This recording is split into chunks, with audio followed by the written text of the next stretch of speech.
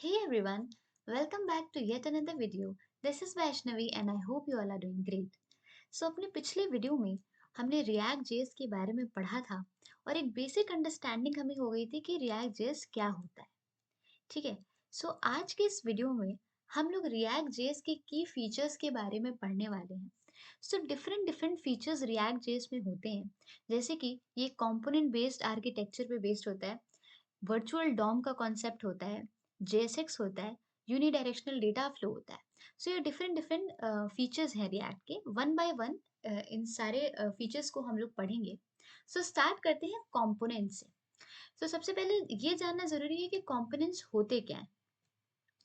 React में जो components होते हैं वो किसी भी वेब पेजेस का बिल्डिंग ब्लॉक्स होते हैं। कंपोनेंट का मतलब क्या होता है, जैसे कोई भी वेबसाइट है या वेब पेज है, उसे एक होल वेबसाइट या होल वेब पेज ना मानकर हम उसे स्मॉल स्मॉल पीसेस में अगर ब्रेक कर लें, उसे ही हम कंपोनेंट्स कहते हैं।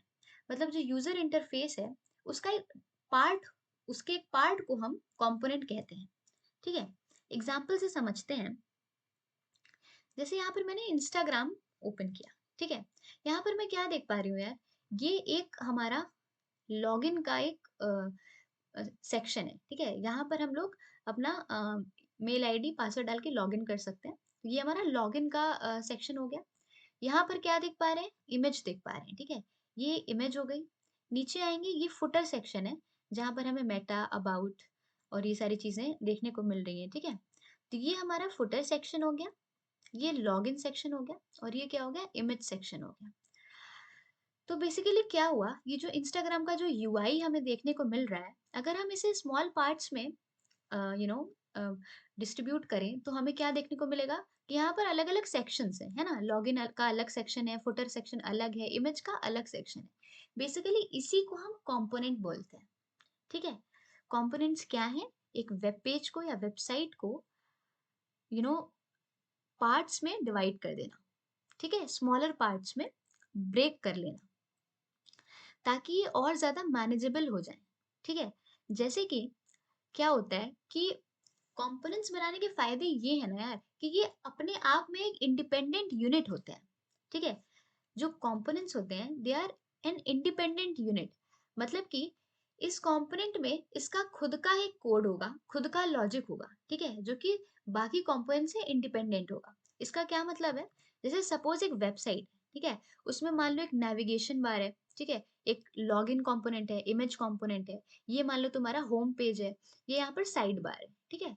अब इसमें क्या हुआ, 1 2 3 4 5, इस पूरे वेब पेज को हमने 5 कंपोनेंट्स में डिवाइड कर दिया। ठीक है। अब लॉगिन कंपोनेंट का कोड अलग होगा, इमेज कंपोनेंट का कोड अलग होगा, नेविगेशन बार का कोड अलग होगा। ठीक है। जो भी इस nav बार का कोड होगा, ये इंडिपेंडेंट है। ठीक है। इसमें सिर्फ नेविगेशन बार से रिलेटेड कोड होगा, तो इसे बाकी के चारों कंपोनेंट से कोई फर्क नहीं पड़ता। It is independent. ठीक है। उसी तरह से साइड बार है, इसमें साइड बार का कोड हमने लिख लिया, और इससे बाकी के कंपोनेंट से कोई फर्क नहीं पड़ता है। It is independent. तो बेसिकली इसमें सेल्फ कंटेन्ड कोड होता है, और खुद का लॉजिक होता है। ठीक है। और ये इंडिपेंडेंट होते हैं अपने आप में सारे कंपोनेंट्स। ठीक है। इसे हम रीयूजेबल भी बोलते हैं, क्योंकि क्या होता है कि सपोज हमने एक बार ये कंपोनेंट बना लिया। ठीक है। सपोज मैंने इमेज कंपोनेंट अपना एक बार बना लिया है। अब पूरी वेब पेज में, पूरी वेबसाइट में कहीं भी दोबारा अगर मुझे इमेज की जरूरत पड़ी, ठीक है, तो मुझे यार वो कोड नहीं लिखना पड़ेगा दोबारा। मैं डायरेक्टली क्या करूंगी, उस जगह पर जहां पर मुझे वो इमेज चाहिए, मैं सिंपली वहां पर अपना यही वाला इमेज कंपोनेंट दोबारा यूज कर लूंगी। तो ये रीयूजेबल भी होता है। ठीक है। आई होप कि कंपोनेंट का बेसिक आइडिया आपको लग गया होगा कि कंपोनेंट्स क्या होते हैं। ठीक है। Components are reusable and self-contained piece of code that saves time and effort. It is an independent encapsulated unit. ठीक है। इसकी वजह से यार ऑब्वियस सी बात है, टाइम और एफर्ट बचता है, क्योंकि मान लो बार बार मुझे कोई चीज अपनी वेबसाइट में चाहिए, एक बार मैंने अगर उसे बना लिया है, तो मुझे बार बार वो कोड लिखने की जरूरत नहीं है। सिंपली वो कंपोनेंट जहां जहां उसकी जरूरत है, दोबारा उसे मैं यूज कर सकती हूँ वहां पे। ठीक है। तो हमारा जो रिएक्ट है, ये कंपोनेंट होते हैं रिएक्ट में। बेसिकली ये बेसिक बिल्डिंग ब्लॉक होते हैं, क्योंकि ढेर सारे कंपोनेंट्स मिलाकर ही एक वेब पेज तैयार होता है हमारा। ठीक है।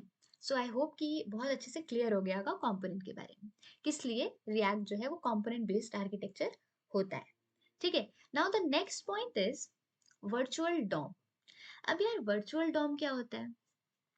देखो, जो रिएक्ट होता है ना, उसमें वर्चुअल डॉम बेसिकली एक एक्चुअल डॉम या रियल डॉम का वर्चुअल रिप्रेजेंटेशन होता है। ठीक है, अब क्या होगा, जैसे कि मैंने पिछले वीडियो में आप लोग को बताया था ना एसपीए के बारे में, सिंगल पेज एप्लीकेशन।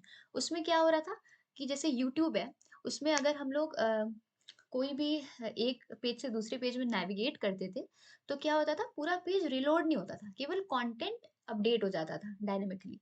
ठीक है, तो ये कैसे हो पा रहा था? ये वर्चुअल डॉम के कॉन्सेप्ट की वजह से ही हो पा रहा था। इसमें क्या होता है, सिंपल स्टेप में मैं आपको समझा देती हूँ। इसमें क्या होता है कि जो एक्चुअल डॉम है ना, उसी का वर्चुअल रिप्रेजेंटेशन होता है हमारा वर्चुअल डॉम। ठीक है, अब क्या होता है कि सपोज मान लो कोई भी चेंजेस है, तो वो डायरेक्टली रियल डॉम में वो चेंजेस नहीं होंगे। पहले उन चेंजेस को हम लोग वर्चुअल डॉम में करेंगे। ठीक है, वर्चुअल डॉम में वो चेंजेस मतलब होंगे, और उसके बाद वर्चुअल डॉम और रियल डॉम का कंपैरिजन होगा। ठीक है, अब यार हम देखेंगे जो जहां जहां हमने चेंजेस किए हैं वर्चुअल डॉम में, जहां जहां चेंजेस हुए हैं, बस वही चेंज हमारा रियल डॉम में रिफ्लेक्ट हो जाएगा। इससे क्या होगा, परफॉर्मेंस इंप्रूव होगा, टाइम बचेगा। ठीक है, क्योंकि हमें पूरा फुल्ली हमारा वेब पेज रिलोड करने की जरूरत नहीं है। यहाँ पर सिंपली जहां जहां वर्चुअल डॉम में हमें चेंजेस दिखाई दे रहे हैं, वही चेंजेस हम रियल डॉम में रिफ्लेक्ट कर देंगे। केवल जो नेसेसरी पार्ट है यार, वही हमारा चेंज होगा या अपडेट होगा। ठीक है, instead of reloading the full web page. ठीक है, सो ये बहुत सिंपल सा और इजी सा कॉन्सेप्ट है। मैं फिर से बता देती हूँ वर्चुअल डॉम में क्या होता है। ये एक वर्चुअल रिप्रेजेंटेशन होता है एक्चुअल डॉम का, और इसमें जो भी चेंजेस हमारे वेब पेज में होते हैं, वो पहले वर्चुअल डॉम में होते हैं, और वर्चुअल डॉम में वो चेंजेस जब होते हैं, तो उसके बाद वर्चुअल और रियल डॉम को कंपेयर किया जाता है, और वो चेंजेस रियल डॉम में रिफ्लेक्ट हो जाते हैं। ठीक है, इससे हमारा टाइम और एफर्ट बचता है, और इससे हमारे वेब एप्लीकेशंस की जो परफॉर्मेंस है वो इम्प्रूव होती है। ठीक है, सो आई होप वर्चुअल डॉम भी आपको क्लियर हो गया होगा। Now the next point is JSX। JSX basically क्या होता है? It stands for JavaScript and XML. यार JSX का सिंटैक्स जो है ना, वो HTML से काफी ज्यादा सिमिलर होता है। जैसे HTML में हम लोग टैग्स वगैरह यूज करते हैं, सिमिलरली वैसा ही सिंटैक्स जो है लगभग JSX का भी होता है। और जैसे हम जेएसएक्स का कोड लिखते हैं, उसके बाद बेबल एक कंपाइलर होता है, या ट्रांसपाइलर बोल सकते हैं, जावास्क्रिप्ट का एक कंपाइलर होता है बेबल। इसकी मदद से ये जो जेएसएक्स का जो सिंटैक्स हमने यूज किया है, वो जावास्क्रिप्ट में ट्रांसफॉर्म हो जाता है। क्यों? क्योंकि जो ब्राउजर्स हैं, उनके लिए जावास्क्रिप्ट समझना बहुत आसान होता है। ठीक है, तो उनकी कंपैटिबिलिटी देखते हुए जो जेएसएक्स कोड है, उसे बेबल क्या करता है, ट्रांसफॉर्म कर देता है जावास्क्रिप्ट के कोड में, जिससे ब्राउजर को आसानी होती है समझने में। ठीक है, सो इस वजह से रिएक्ट में हम जेएसएक्स का यूज करेंगे। जेएसएक्स पे एक अलग वीडियो बनेगा पूरा प्रॉपर, कि जेएसएक्स का क्या कैसा सिंटैक्स होता है, क्या क्या रूल्स होते हैं जेएसएक्स को लिखने के। ठीक है, सो वो हम डिफरेंट वीडियो में कवर करेंगे, बट अभी के लिए बस हमें ये जानना जरूरी है कि बेसिकली ये क्या होता है। ठीक है, now the next point is, ये भी एक इम्पॉर्टेंट की फीचर है रिएक्ट का, यूनिडायरेक्शनल डेटा फ्लो। रिएक्ट में क्या होता है, जो डेटा है वो एक सिंगल डायरेक्शन में फ्लो होता है, मतलब पेरेंट कंपोनेंट से चाइल्ड कंपोनेंट्स में। ठीक है, सो एक यूनिडायरेक्शनल यानी कि एक सिंगल डायरेक्शन में डेटा फ्लो होता है। ठीक है, सो आई होप कि सारे की फीचर्स आपको क्लियर हो गए होंगे। सो अगर आप लोग को ये नोट्स चाहिए रिएक्ट जेएस का, और जिसमें की फीचर्स वगैरह भी हैं, कंपोनेंट्स, वर्चुअल डॉम, ये सब कुछ, तो आप मुझे कमेंट करके बता देना, मैं आप लोग को नोट्स प्रोवाइड कर दूंगी। एंड अगर ये वीडियो आप लोग को अच्छा लगा हो, तो please like, share and comment on this video. That's all for this video, and please subscribe my channel.